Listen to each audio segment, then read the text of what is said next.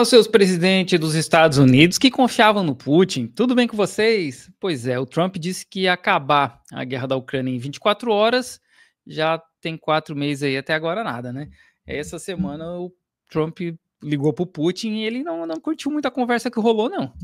Caros amigos, bem-vindos a mais um episódio de Hoje no Mundo Militar. Neste vídeo falaremos sobre uma forte declaração dada pelo presidente Trump após os maiores e mais terríveis ataques russos contra alvos civis na Ucrânia. Também. Estará o clima ameno e amigável entre os Estados Unidos e a Rússia perto de chegar ao fim? Conheça a bota Highlander antiperfuro da Tabel, feita para quem exige o máximo. Semana, a Rússia realizou o seu maior ataque aéreo desde o início do conflito, com mais de 350 drones e mísseis tendo sido lançados contra alvos na Ucrânia, em uma demonstração de força inédita. Acho que o Putin falou, a Rússia, né, falou que eles iam criar um bolsão ali para ficar entre a Rússia e a Ucrânia por causa da OTAN e tal. No fim, assim, tá todo mundo interessado só em continuar essa guerra e ganhar dinheiro, né? Então ninguém tá nem aí pros ucranianos, cara. Com muitos desses ataques visando especificamente alvos civis nas principais cidades ucranianas. O ataque não só aumentou as tensões no terreno, mas também causou um impacto profundo nas populações civis, com pelo menos 12 civis, incluindo 3 crianças, perdendo a vida, com dezenas de feridos e milhares de desalojados. Um evento como esse, em um cenário já devastado pela guerra, apenas agrava ainda mais a crise humanitária. Mas o que realmente aconteceu nos bastidores desse ataque? De acordo com o presidente Trump, que há meses tenta intermediar um acordo de paz, essa escalada tem implicações não só para os ucranianos, mas para o próprio futuro de Vladimir Putin. Em um post bombástico nas redes sociais, seguido por uma entrevista antes de embarcar no Air Force One, Trump declarou que Vladimir Putin ficou absolutamente louco. Para o presidente, os ataques, sem justificativa clara, são uma demonstração de uma mudança no comportamento do líder russo, que, segundo Trump, até então havia mantido uma relação de diálogo com os Estados Unidos, embora de forma bastante controversa. Trump questionou o que teria acontecido com Putin para agir como um louco, dizendo que ele está matando muitas pessoas, incluindo civis. O cara, assim, tirando todo o fato de que os Estados Unidos não se importam com os ucranianos, que eles não estão nem aí, né? Como a gente já falou aqui várias vezes, lá desde o começo da guerra, teve um político dos Estados Unidos que falou, a gente vai lutar até o último ucraniano. A gente quem, cara? Cara, lá nos Estados Unidos falando isso.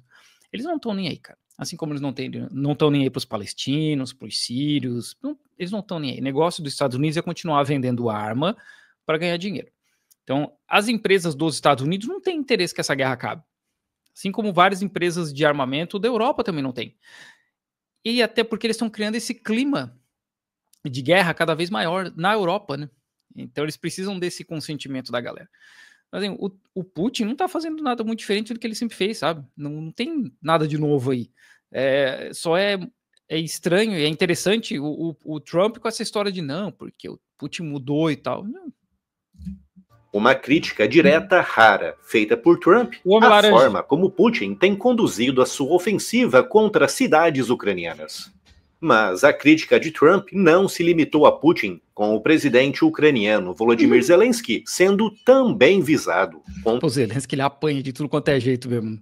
Trump dizendo que não gosta da forma como Zelensky se expressa e que isso não está ajudando a Ucrânia. Trump afirmou que as declarações do presidente ucraniano só têm causado problemas e pediu que o líder ucraniano parasse com tais declarações. Zelensky, por sua vez, tem apelado por uma maior ação internacional, especialmente dos Estados Unidos e Europa, para pressionar a Rússia a aceitar uma trégua de 30 dias. Mas Trump, no calor da crise, parece ver nas palavras de Zelensky por uma trégua mais um obstáculo à paz. Não. Porque o Trump fica com essa história de que não tem que ter trégua, tem que ter paz, tem que ter paz. E, cara, quem tem interesse nisso aí? O Zelensky deve ter ganhado muito dinheiro, mano. Os caras não acharam arma. O Pentágono deu arma para... Deu, né? Quando a gente fala deu, a gente sabe que no fim é tudo empréstimo e tem que ser pago de alguma forma depois. deu arma para a Ucrânia, essas armas foram achadas depois na América Central, sabe? Tem arma já rolando pela África, porque os caras estão vendendo e estão enchendo o rabo de dinheiro, cara. O lance todo é continuar ganhando dinheiro. Por isso que essa guerra não tem fim. Mas enquanto as palavras se tornam armas da guerra diplomática, o foco da conversa segue para as possíveis consequências desses ataques e a questão das sanções. Após os ataques aéreos, Trump não descartou a possibilidade de novas sanções contra a Rússia, uma medida que já tinha sido considerada anteriormente, mas que ele vem hesitando muito em aplicar. Já é um país mais sancionado do mundo, cara. Você vai botar sanção no quê? A decisão sobre novas sanções ainda está em aberto, mas a pressão cresce à medida que o número de vítimas civis aumenta diante dos ataques russos. A crescente tensão nas frentes de batalha parece mostrar que qualquer possibilidade de negociação se distanciou ainda mais, e as estratégias das grandes potências estão cada vez mais em conflito. A guerra na Ucrânia continua sendo um grande campo de disputas, não só entre Kiev e Moscou, mas também entre potências internacionais. Enquanto a Rússia aponta para a ameaça da OTAN nas suas fronteiras, Zelensky se vê cada vez mais pressionado a buscar apoio enquanto o tempo e os recursos escasseiam.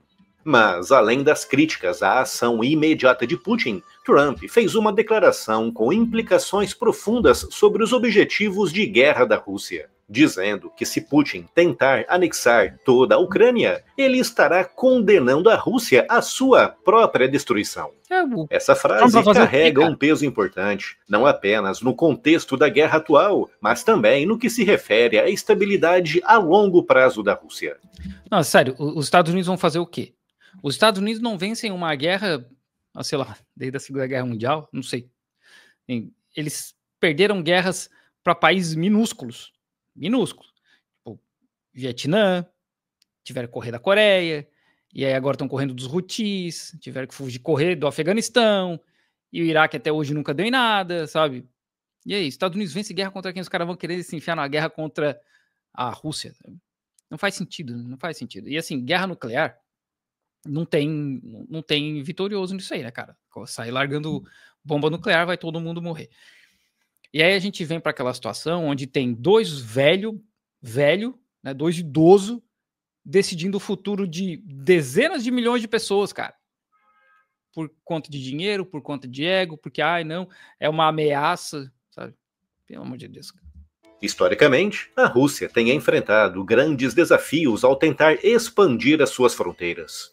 O tamanho do país já é um obstáculo natural e a extensão territorial da Ucrânia apenas agravaria uma ocupação militar. Além disso, a resistência feroz da população ucraniana, somada ao apoio ocidental em termos de armas e sanções, torna qualquer tentativa de anexação completa ainda mais perigosa e dispendiosa. Também é preciso considerar a própria natureza da Rússia, uma nação profundamente heterogênea, composta por 85 sujeitos federais, que inclui 46 oblastes, que são as províncias. É assim que chama, sujeitos? Eu tô perguntando porque eu não sei mesmo. É assim que chama? Províncias russas. 9 krais, uma espécie de oblast especial com algum peso histórico. E 22 repúblicas que, em algum momento, ao longo de mais de 400 anos de brutal expansionismo russo, foram invadidas e anexadas por Moscou. No passado recente, algumas dessas repúblicas tentaram se livrar do controle da Rússia, como foi o caso da Chechênia, completamente destruída pela Rússia em 2 guerras separatistas terríveis. Mas assim, esse separatismo é sempre orgânico, tá, gente? É sempre orgânico. São sempre o povo ali querendo separar. Tem nada a ver com o Ocidente branco rico, incentivando, botando dinheiro, treinando os caras. Nunca tem nada a ver com isso, tá? É sempre um separatismo orgânico, né? Putin, ao tentar se esticar demais na Ucrânia, retirando recursos e principalmente homens dessas regiões e enviando-os para uma guerra terrível e com elevadas taxas de baixas, corre o risco de começar a perder o controle sobre algumas dessas áreas, principalmente aquelas mais periféricas e com pouca ou nenhuma ligação cultural com Moscou. Justamente as regiões que mais estão contribuindo com soldados para a invasão russa da Ucrânia. Portanto, a guerra prolongada e o custo financeiro e humano, aliado ao impacto das sanções econômicas, podem minar a base de apoio de Putin dentro do seu próprio país, especialmente à medida que as vítimas e a escassez de recursos aumentam. Assim, eu conheço bastante, assim, não. Eu conheço vários russos na Rússia, né? Cara, e as pessoas que eu conheço, e óbvio que isso é só uma experiência, né? Isso não quer dizer que a grande maioria da população é assim. É a minha experiência. As pessoas que eu conheço, todas são contra o Putin, cara. Todas.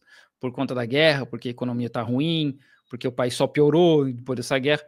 A gente entende, né, que tem um contexto maior para essa guerra, a questão da expansão da OTAN, né? Nada é simples, né?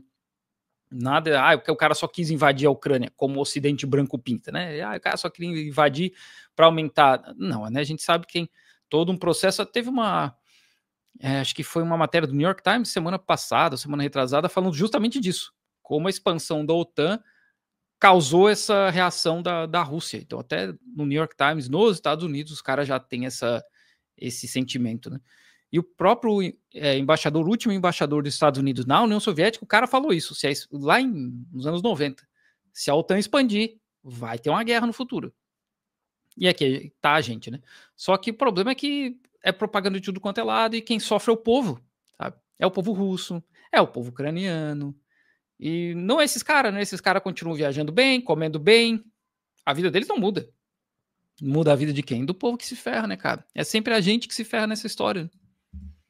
Essa visão não só coloca em xeque o futuro militar da Rússia, mas também coloca Trump como alguém que tenta encontrar um ponto de equilíbrio, tentando ao mesmo tempo manter uma postura dura contra Putin, enquanto critica a continuidade do conflito. Hoje, a guerra na Ucrânia se encontra em um impasse, com Putin escalando ainda mais a violência contra civis e com Trump parecendo querer reavaliar a sua posição, ainda que de forma bastante relutante. Acho que esse aqui acabou, né? Mas tem um outro vídeo que já é a Alemanha ameaçando a Rússia. Vamos dar uma olhada.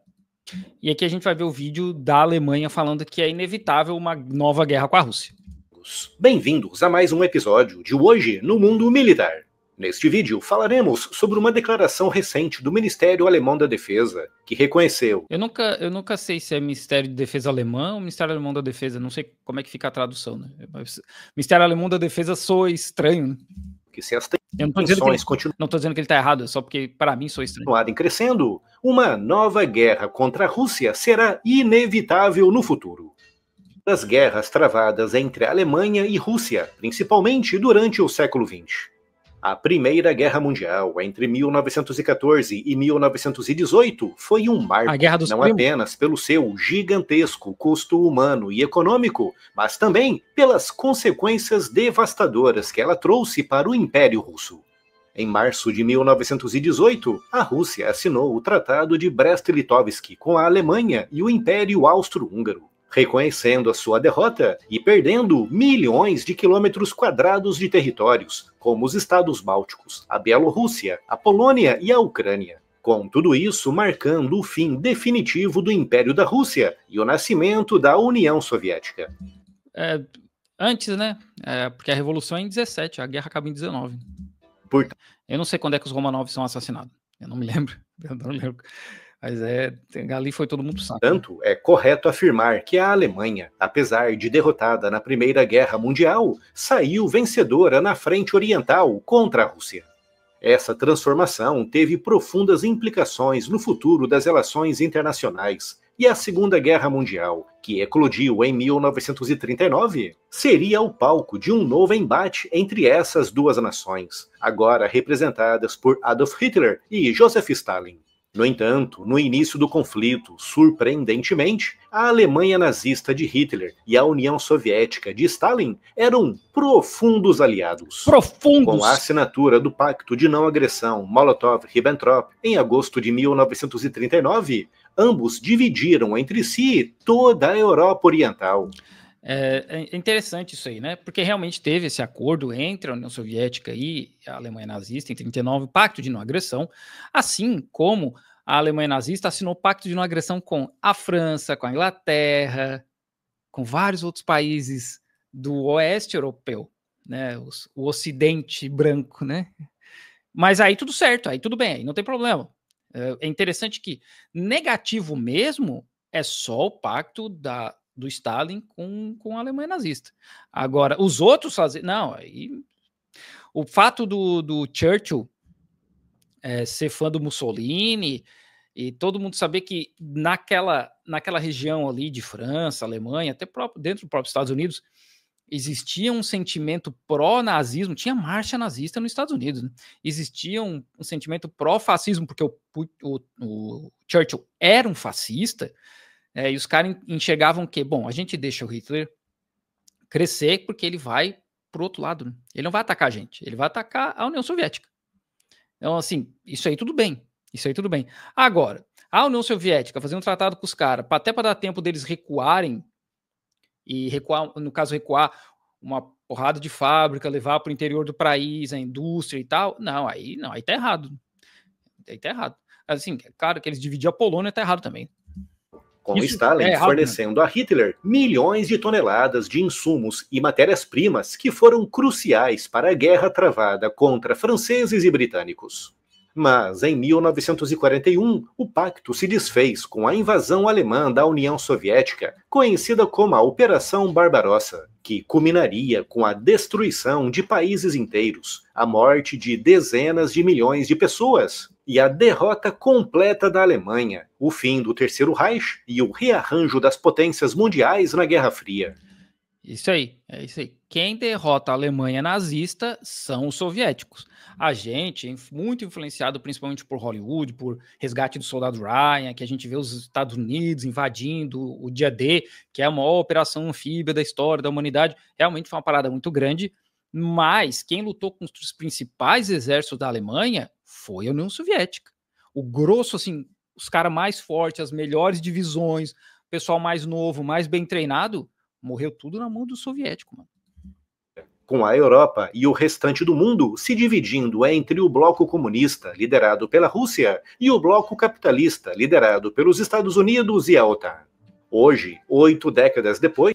Isso também é uma forma de dizer que os comunistas ficaram de um lado e os fascistas do outro. Porque não teve desnazificação de verdade na Alemanha. Vários dos generais que começam a OTAN e militares que começam a OTAN era gente das forças armadas nazistas, os caras eram nazistas. Não é assim, não, eu estava aqui nas forças armadas e eu tinha que jurar a lealdade ao Hitler porque senão eu ia morrer. Não, tinha gente ali que era nazista mesmo, sabe? Nazista. E os caras estavam na formação da OTAN. Até aí tudo bem, né? É a mesma coisa que no Japão. Os Estados Unidos salva uma caralhada de fascista japonês, coloca de volta no poder, inclusive os Estados Unidos livra a cara do imperador japonês, tipo, o imperador não tinha culpa de nada, para poder combater a China, né, o Partido Comunista Chinês, e a União Soviética. Então os Estados Unidos 100% fascista só para combater o fantasma do comunismo. Depois, o cenário internacional se transformou drasticamente desde a queda do Muro de Berlim e o fim da União Soviética. E o que parecia ser uma nova era de paz, agora se vê desafiado pela agressão russa em um contexto que remonta às tensões da Guerra Fria, com a Europa enfrentando novamente uma ameaça russa crescente e com as nações do continente se preparando para uma possível guerra com a Rússia. É assim, a Rússia não ameaçou atacar ninguém da Europa, tirando toda essa treta que eles têm com a Ucrânia aí já faz alguns anos, né? Quem está expandindo em direção à Rússia, quem está expandindo não é a Rússia em direção à Europa, é a OTAN em direção à Rússia. Vai ter uma reação em algum momento, né, cara? E eles sabem disso, né? A recente invasão da Ucrânia por Vladimir Putin tem gerado uma onda de receios e estratégias de preparação em toda a Europa. A Alemanha, que ao longo de décadas evitou aumentar o seu orçamento militar devido ao legado pacifista pós-Segunda Guerra Mundial... O legado pacifista pós-Segunda Guerra Mundial foi, mano, vocês vão vir de novo? Porque assim, foi a Primeira Guerra Mundial, a Alemanha tava lá no meio. Foi na Segunda Guerra, a Alemanha tava no meio. Mano, o mundo aprendeu, né? Não dá pra deixar, sabe? Não dá. E como eu falei, como não teve uma desnazificação real mesmo, qual que é a chance de dar errado de novo? E a gente está vendo isso agora, né? Um movimento crescente de partidos de extrema-direita na Europa, na Alemanha, inclusive, Na Alemanha, mano. E os caras falando em se rearmar e aumentar exército e vamos atacar a Rússia. Pô, a gente tá o quê? Voltando no tempo? Porque há 100 anos atrás a conversa era praticamente essa, né? Agora se vê forçada a mudar essa postura. Forçada. O ministro da Defesa da Alemanha, Boris Pistorius, alertou recentemente que o Pistorius ficou Pistorius. Ele tá muito pistola, o Pistorius. O país precisa estar preparado para a guerra com a Rússia até no máximo 2029, salientando que se as tensões continuarem aumentando ao ritmo em que estão, essa guerra será mesmo inevitável. Então, o que a gente está vendo nos últimos anos é países europeus criando um consentimento do povo, porque leva tempo, né? Principalmente hoje com a internet, leva tempo. Não dá para simplesmente chegar e a gente vai fazer. Como antigamente a informação demorava muito para rodar, demorava mais tempo. Demorava mais tempo, não, talvez fosse mais rápido, né? Mas hoje em dia eu acho que leva um pouco mais tempo para construir esse consentimento, porque é fácil desmentir muita coisa. Mas eles estão fazendo isso. Os países europeus construindo um consentimento da população. Olha, os russos são malvados, os russos vão invadir a gente, os russos vão atacar a gente. Fica repetindo essa mensagem até em dado momento que vai vir um maluco, como veio 100 anos atrás, e vai falar, gente, olha, a nossa única solução é atacar os caras primeiro. E aí o povo vai falar, é isso aí mesmo. Vambora. Porque esse consentimento foi construído durante os anos. A análise feita pela inteligência alemã revela que a Rússia não se contentará apenas com a Ucrânia, com as estimativas indicando que Putin está moldando a sua força militar para um confronto de larga escala com a OTAN até o final dessa década. Tipo, falta 5 anos, cara. Falta 5 anos. E é isso que eu tô falando. Olha, a gente pegou aqui a nossa inteligência, porque assim, os europeus nunca iam mentir, né? Nunca. Os caras que colonizaram e dizimaram populações pelo mundo, esses caras nunca iam mentir. É óbvio que a gente pode confiar nos líderes europeus, né? Imagina se eles iam mentir pra gente. No entanto, todos os analistas são claros ao afirmar que isso só acontecerá se Putin sair vitorioso da sua invasão da Ucrânia. Gente, a decisão da Alemanha de... É muito da falácia da rampa escorregadia, né? Olha, se isso acontecer... É tipo o Rock falando, se a China tomar Taiwan, ela vai tomar o Japão e vai tomar a Coreia do Sul. Baseado no quê, cara? Sabe? É a mesma coisa. Não, se ele tomar a Ucrânia, ele vai sair invadindo a Polônia e a República Tcheca, e quando vê, ele tá batendo em Paris, sabe? De deixar o passado para trás e se preparar para um possível conflito com a Rússia, representa uma grande mudança na sua política de defesa. Desde a Segunda Guerra Mundial, o país viveu sob a ideia... Pensa assim, ó. Dá uma olhada no uniforme desses caras. Imagina quantos 1.000 euros tem num cara desse aí. No óculos de visão noturna, no próprio óculos do cara, capacete, as roupas, a arma, tudo. Imagina quanto de dinheiro tem isso aí, cara. Imagina só. Eu não tenho a mínima ideia. Mas eu vou chutar aqui tranquilo, deve ter uns 20, 30 mil euros cada um desses aí.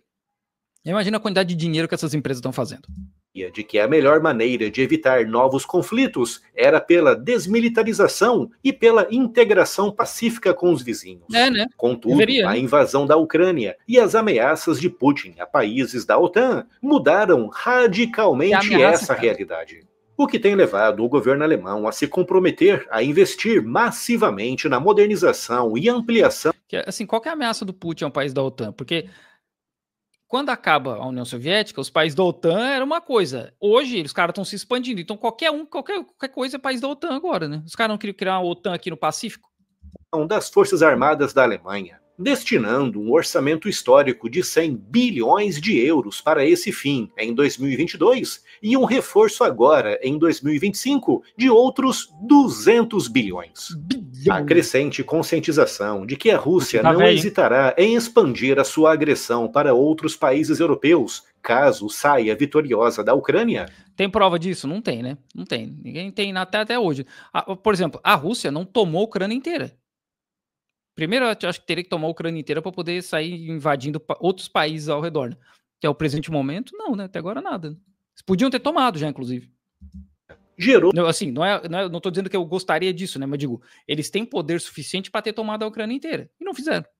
Um consenso de que a segurança do continente não pode mais depender exclusivamente da proteção dos Estados Unidos. Nunca Isso deveria. também deixou claro para os países europeus que a única forma de impedir uma nova guerra continental no futuro é impedir Putin de sair vitorioso da guerra que está travando agora na Ucrânia.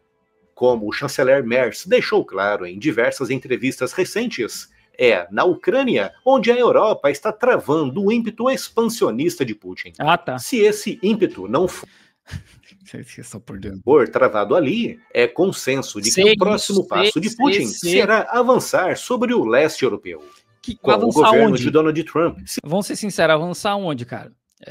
Avançar onde? Qual país? Não tem, sabe? É sempre assim, ó. São sempre umas paradas muito genéricas. Olha, a gente vê aqui, achou uma inteligência que até o fim da década o cara vai fazer alguma coisa. Ok, qual que é o plano? Quem que eles vão invadir primeiro? Não tem, sabe? Não tem. Porque a Polônia, por exemplo, é membro da OTAN. E aí, eles vão invadir quem? Vocês conseguem entender que essa criação desse medo, desse sentimento de eles vão invadir, a gente tem que fazer alguma coisa porque eles vão invadir onde? Eles vão invadir onde? A gente não sei, mas eles vão invadir. Sinalizando uma possível retração do compromisso militar dos Estados Unidos com a Europa, diversos países europeus, como a Alemanha, Polônia, Noruega e os países bálticos, começaram a se preparar para a possibilidade de terem de enfrentar a Rússia sozinhos. A Polônia, por exemplo, está implementando programas de treinamento militar para toda a sua população masculina, além de expandir a sua força militar para 500 mil soldados, como uma medida para defender a sua fronteira oriental. À medida que os países europeus reavaliam as suas estratégias de defesa, uma coisa é clara: a preparação para um confronto com a Rússia nunca foi tão urgente. Assim, no meio do caminho, tá? Tem a Ucrânia e tem a Bielorrússia. E tem a Lituânia. Não são assim, países relativamente pequenos. Se a gente for comparar, óbvio, com o tamanho da Rússia, com a China, é pequeno. Mas não é como se o cara invadisse esses países de um dia para o outro, né? Assim, a gente cruza esses países de um dia para o outro. Não é simples assim. Então, qualquer coisa que aconteça, digamos que eles vão atacar aí a Europa, como eles falaram, Europa Ocidental, aí, não é uma parada que vai acontecer de um dia para o outro. Né? Vai dar para ver a movimentação, cara. Não tem como eles moverem uma porrada de gente, equipamento, etc., através desses países sem ser notados. Então não é um negócio que vai acontecer, olha, é hoje, do nada brotou aqui uns russos aqui na Polônia. Não vai ser assim, sabe? Então é por isso que eu digo que essa cultura do medo, de voltar esse medo, porque a Europa é sempre assim, né? Os caras só vivem em guerra, é de fazer esse sentimento nas pessoas, para as pessoas falarem isso aí mesmo, presidente, a gente tem que atacar os caras. Trata-se de um momento autenticamente decisivo para o futuro da segurança europeia. Enquanto a sombra da guerra se aproxima, a Europa está sendo forçada a deixar de lado décadas de pacifismo. Pô, Marcelo, tava indo tão bem, hein? A Europa não tem décadas de pacifismo, porque a Europa está envolvida em guerra num monte de lugar do mundo inteiro, né? É bem o que a gente vê acontecendo desde que a Ucrânia foi invadida. A Ucrânia só tem essa importância porque é um país de gente branca. Relativamente branca, né? Porque na Europa eles não são brancos. Mas isso ainda, né? Eles são leste europeu. Eu tenho uma amiga húngara que fala isso, né? Toda vez que ela vai para a Europa, para o lado europeu ali, França, Alemanha e tal, ela é tratada como leste europeu. Não como uma pessoa branca, não como um deles, né? Porque na África, os caras estão matando gente há um tempão e nada acontece. A Europa invadiu o Iraque, a Europa invadiu o Afeganistão, invadiu o Iraque de novo. Então, não, eles não são pacifistas. Não são. Isso é mentira. Isso é só propaganda. Eles são pacifistas lá no continente deles. Entre eles. Agora, no resto do mundo, eles estão matando gente. Os caras estão literalmente ajudando Israel no genocídio do povo palestino. Que pacifismo é esse, cara? E a se preparar para defender os seus valores de liberdade e soberania contra uma Rússia cada vez mais agressiva e cada vez mais alinhada com ditaduras terríveis que enxergam na guerra o único caminho para o futuro. Então, aí o Marcelo deu uma escorregada pesada, né? Porque, de novo, são esses países aí de liberdade, soberania e democracia que estão invadindo o resto do mundo. Que só não invadem mais porque o resto do mundo conseguiu se livrar deles 70 anos atrás e a galera conseguiu se proteger o suficiente para não ser invadido de novo. Mas ele está falando de países que ainda têm colônias, como a Inglaterra, como a França. Então, mostrou ali nos mapinhas ali, né? Nos badges dos exércitos dos caras. Então, 2 países que têm colônia. A França está sendo expelida da África, um país, vários países africanos conseguindo se livrar do jugo francês, mas a França faz borda com o Brasil, faz fronteira com o Brasil. Por quê? Porque tá a colônia lá, na Guiana Francesa. Então, ditadura são só os inimigos, tá? São só os inimigos. Me fala qual foi o país que a Coreia do Norte invadiu? Nos últimos 70 anos? Não teve, né, cara? Porque não tem. É só criar essa ideia de esses caras são os caras malvados, são esses que a gente tem que derrotar, porque senão eles vão atacar a gente, os caras que nunca atacaram ninguém, que foram atacados por justamente esses países europeus, defensores de liberdade, democracia, né?